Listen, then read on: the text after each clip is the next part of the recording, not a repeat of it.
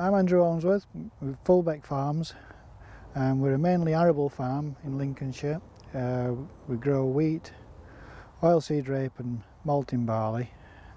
We've 540 hectares altogether, and out of that approximate figures about 330 hectares is the wheat, which is all milling. Solstice this year is Crusoe and Edgar as well. I'm quite confident of growing the milling wheat varieties because we cannot get very high yields on this heathland for feed wheats, so I've chosen to go around the milling wheat route. We've chosen to grow Crusoe and Edgar this year. This is the first year that we've grown it, and we've replaced Hereward, which we've grown for several years, and I believe that it's maybe becoming a little bit outdated. We've been looking for a replacement for a number of years. The faith that I have in the crop comes through Openfield and through Warburton's as well, and if such a company as themselves are willing to back it, then it gives me confidence to grow it for the future.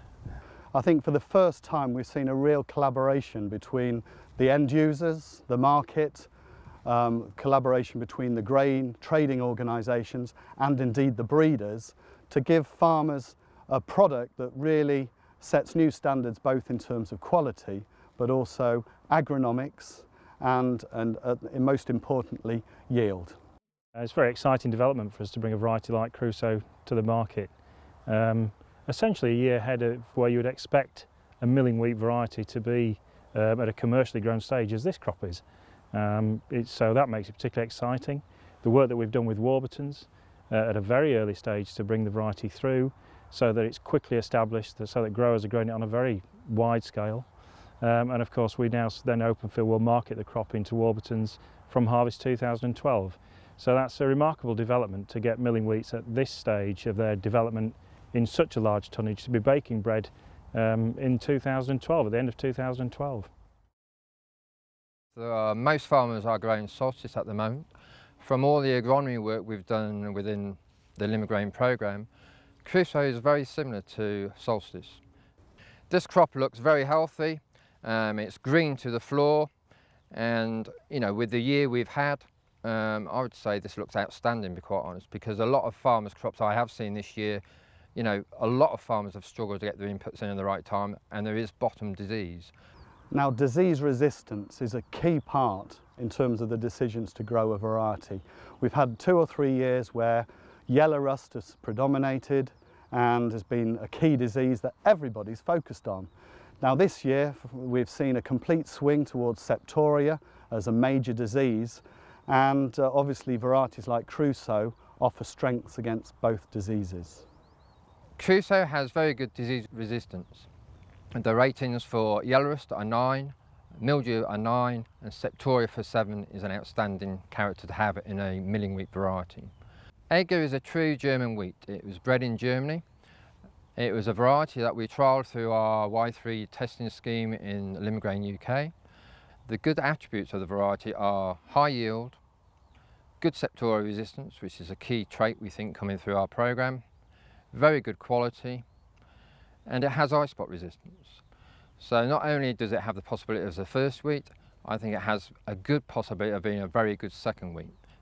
What a grower wants out of a variety is the same as what a breeder wants. They want consistency of the variety to perform well on the farm, and they want the variety to perform well when it goes to the end use market.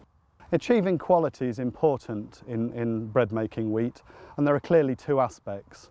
Firstly, there's the genetics, and Crusoe and Edgar offer very high levels of protein, between 12.2 and 12.7%, and that's really crucial in achieving consistent level of quality for the end user. The second thing is the contract specification, and Warburton's have offered contracts at 12.5% protein, which is less than has been historically been the benchmark for Group 1s, and this means that premiums can be more easily achieved. There's less reliance on late autumn, particularly foliar applied nitrogen, to achieve that specification. Edgar's is a very different variety. It's a German variety, relatively tall, which German varieties tend to be, but extremely stiff straw, very good eye spot resistance, very good fusarium resistance. So you can see that Edgar has got a real potential as a second wheat, and this certainly is an area where milling wheat growers have struggled to find something really suitable and really well adapted. Crusoe is superb disease spectrum and very high protein, genetically the highest protein of any of the milling wheats on the recommended list. And where growers have got any fears of not meeting the protein specification, clearly if that happens it damages premium potential, and that's vital for milling wheat growers. So higher protein, better disease spectrum and the highest yielding group 1. It's a great package for milling wheat growers to have.